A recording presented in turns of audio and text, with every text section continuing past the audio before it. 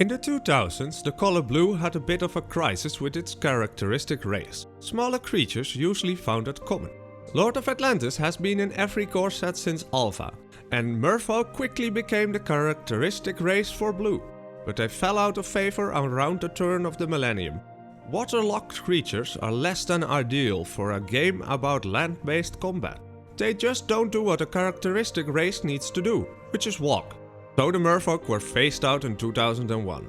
7th edition was the last core set reprint of Lord of Atlantis, and Torment only had one Merfolk, Ambassador Laquatus.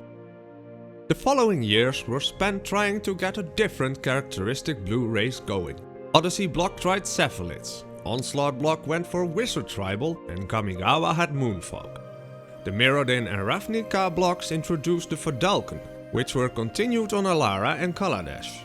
Merfolk continued to be a fan favorite, however. When Time Spiral came around, the iconic Lord of Atlantis received a last hurrah and was also a throw forward to the Lorwyn Shadowmoor double block. Those sets would have a prime focus on tribes, and Merfolk simply could not be left out, waterlogged or not. With M10, Merfolk fans were in for a surprise. Two pieces of art show a new treatment in depicting Merfolk, so they can function on land as well. Do you see it? They have legs! This paved the way for our fishy friends to return as a characteristic race, which they did on our favorite Hedron-littered world. It was a necessary change because What About Merfolk would have been useless in the Scale the Broken Mountain as an adventure party setting. These are the Merfolk of Zendikar. Before the Eldrazi were released from their prisons on Zendikar, Merfolk society was organized around their beliefs in three gods. Emeria was the goddess of the sky and magic. Her followers sought wisdom and truth in mystical forces. Ula was the god of water, knowledge and exploration. His followers sought reasoning and hard evidence and were explorers, scholars and chroniclers. Kosi was the god of the earth, the realm of chaos and misfortune. No Merfolk would openly admit to following him. These three gods turned out to be a corrupted memory of the Eldrazi titans, Emrakul, Kozilek and Ulamog. Merfolk are collecting knowledge and information, whether that's by magic or science. They place great value on scholarship and history. Writing is the highest form of artistic expression for them, especially historical writing like creating chronicles. Merfolk make careful records that combine observations into a coherent narrative. Their written language combines an alphabetic script with pictographic symbols. It's written on scrolls made from tanned hides of Gladeheart gazelles. All of that knowledge is collected and maintained in Seagate on Tazeem. Most Merfolk on Zendikar live on this continent, though they do exist on other continents as well. On Guldrast, the Merfolk are an important part of trade and commerce. On the shores of Lake Jeft is a Merfolk settlement named Lulea, which is led by the sage Inesh. Sejiri had Merfolk as well before Kozilek ravaged the lands. The destruction uncovered the ruins of an ancient Merfolk city named Bentidrix, which was built before the Eldrazi even arrived on Zendikar. In Ondu lies Kabira, which housed a conservatory which was run by a Merfolk named Finiva. Knowledge from the conservatory was passed on to Seagate, before Kabira was obliterated completely. Seagate was and continues to be an important aspect of Merfolk culture. It's the largest city on Tazeem, a center of trade and a bastion of knowledge. Thousands of people live their lives here. It's built on top of a 150-meter tall dam made centuries ago by the core. The dam divides the inland Halamar Sea from the ocean while granting about 81,000 square meters of building space. It's filled to the brim with houses, shops and one giant lighthouse. This 100-meter tall cylindrical tower was simply known as the Lighthouse. Besides functioning as a lighthouse with an ever-burning blue flame, the lighthouse was a place for Merfolk explorers and chroniclers to discuss their findings. It had the largest collection of writings in Zendikar. The walls were lined with letter scrolls filled with maps, spells, archaeological finds, lists of plants and animal classifications, and theoretical discussions of the royal. Seagate's size was also its downfall. A lot of living people together is a lot of energy together, which the Eldrazi picked up on. Thousands more sought refuge from the Eldrazi at Seagate, compounding the problem. Soon the Seagate was under siege by swaths of Eldrazi. A bloody battle was lost. Kozilek left his characteristic bismuth-shaped blight behind on the dam's wall, and the lighthouse was toppled, destroying all knowledge within. But the Zendikari are nothing if not resilient. After the Eldrazi menace was gone, the lighthouse was rebuilt and the streets were cleaned. Seagate again is a glittering city at the mouth of the Halamar Bay. Many expeditionary houses use the city as their home base, and scholars are back to discussing the Hedrons. Beyond the Seagate is the inland sea of Halimar. It is surrounded on 3 sides by rocky cliffs. The 4th side, of course, is the Seagate. Halimar runs as deep as the lighthouse stands tall. It has sunken ruins and a plethora of wildlife, from colorful fishes to giant squids and massive leviathans. The surface had plenty of traffic and trading going on between the floating and the half-submerged villages. One such village was Tikal Harborage, led by Tada Adel. Little else is known about her.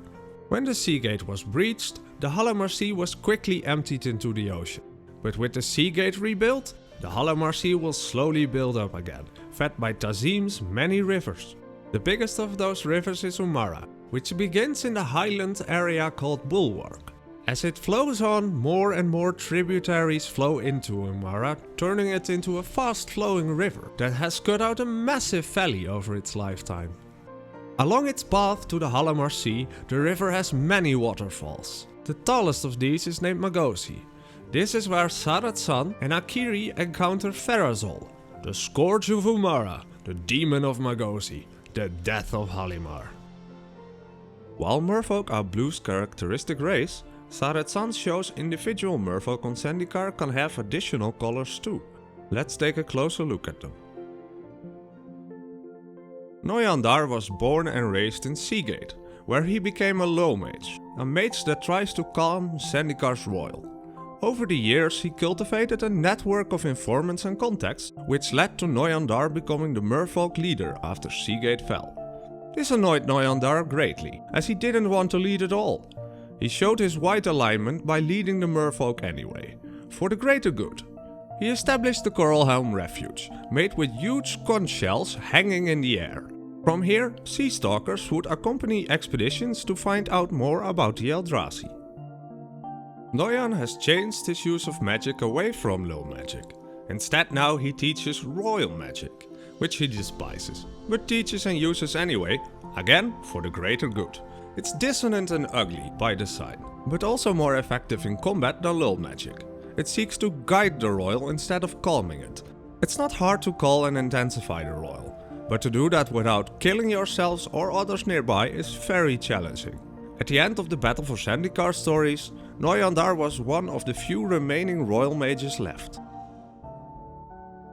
During the Battle of Seagate, Zareth San was assigned to Akiri's unit. He was inexperienced but had to join the fight simply because he could hold a spear. When the battle was over, Zareth stayed while the Seagate was getting rebuilt. At first, purely for selfish reasons. He figured he could steal plenty during the chaos of such an undertaking. He believed the only way to get ahead is to lie and take until you have everything you need. A very black-aligned philosophy. But Zareth found another reason to stay. His friends. Akiri, Kaza and Aura. Together they became an adventuring party. Throughout the Zendikar Rising stories we see Zareth stealing from others. First gold from Akiri, then berries from his party's customers, lastly a key from Nahiri. This was a mistake. You don't want to upset an ancient planeswalker. Nahiri hires the adventuring party to find the core. When she has it, she fights an elemental and just so happens to turn Zareth San to stone, ending his life.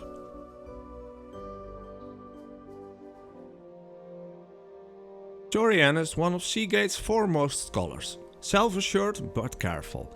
We first meet her as she is fleeing from an Eldrazi-infested Balagat and meets Gideon. She was the escort of Kendrin, a human who studied Zendikar's ley lines and hedrons. Kendrin died from the Eldrazi attack, which leads to Jori slamming her fist into a stone wall in anger over her failure. Gideon brings Jace to Zendikar to talk with Jori, hoping that Jace can pick up Kendrin's research. To get a crash course, Jace telepathically enters Jori's mind, with her permission. Jori finds this experience fascinating. While taking him to the Eye of Ugin, Jori asks Jace if he ever changed things in somebody's mind and how she would know he had changed something in hers. Shortly after, the two come across Ulamog on his way to Seagate. Jori speeds back to the Seagate to warn them while Jace continues to the Eye. Jori quickly finds out Jace tricked her mind into doing this, resulting in a frustrated exclamation from her. Jori En's card calls her Ruin Diver. She is an expert at getting into and out of dangerous places. Kiora, more on her in a minute, lost her bident and convinces Jori to help her look for it. The two manage to find Kiora's bident and return to Seagate to aid the rest in battle. Jori becomes an expedition leader, a role she continues in Zendikar Rising story. Now for Kiora.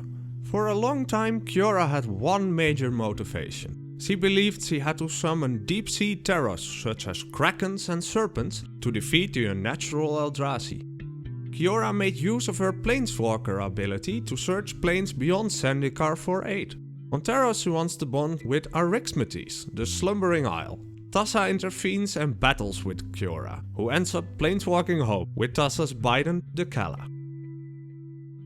Back on Zendikar, she finds a school of merfolk battling an Eldrazi. From them, Kiora learns that Balagat and Sajiri are gone, ravaged by Eldrazi. Kiora hurries to Seagate, where she summons a wave of whales, and sharks, and serpents, and krakens to wash away the Eldrazi infestation. However, Kiora gets too overconfident and thinks she can square up against an Eldrazi titan alone. Jace tries to telepathically reason with her, but she is aghast at his mental intrusion. Kiora tries to take on Kozilek with her oceanic beasts. She even summons Lortos the Tidemaker, who just looks small next to the Titan. Kozilek easily kills off Lortos, shattering Kiora's resolve. She loses her bident as well and is in a complete shock when Jori En finds her. After a bit of caving, they track down the bident and return to the Gatewatch. Kiora offers them a gesture of humility because she was so very wrong. She joins their plans because she would be glad to be rid of the Eldrazi forever. But as the plane struggles against the Titan's power, Kiora loses hope, fearing Ulamog and Kozilek will take Zendikar down with them. She uses Tassa's bident to lift all the water in the Halimar Sea up and to throw it down at Nissa to try and stop her from binding the Eldrazi to Zendikar. Jace defends Nissa, allowing Chandra to incinerate Kozilek and Ulamog. In the aftermath, Kiora picks up her bident and walks off into the distance. When we see her again during War of the Spark, she still has her bident. There is one more notable thing about Kiora, her name. Where Zareth, Noyan and Jori have surnames, Kiora has none anymore. Initially she had the name Kiora Atua. The Maori greeting, Kia Ora, sounds like her first name. It is the hello for us in Māori, kia ora. And Atua means God in Maori. Her full name would sound like a casual, Yo God greeting. As Doug Beyer stated, we felt the name choice was in retrospect not appropriate. The surname was dropped completely, except for that Funko Pop packaging. That's all we have to say on Zendikari Merfolk. Who knows what's in store in their future? Maybe we will explore Bentadrix. Maybe we see Jori En diving deep into some more ruins, uncovering secrets. Maybe we'll explore Merfolk music or cuisine in more than a single mention. Maybe we'll get to know more Merfolk words like Dojier, a term used to describe heretics who are cast out of the community. Thank you for watching, hope to see you next time.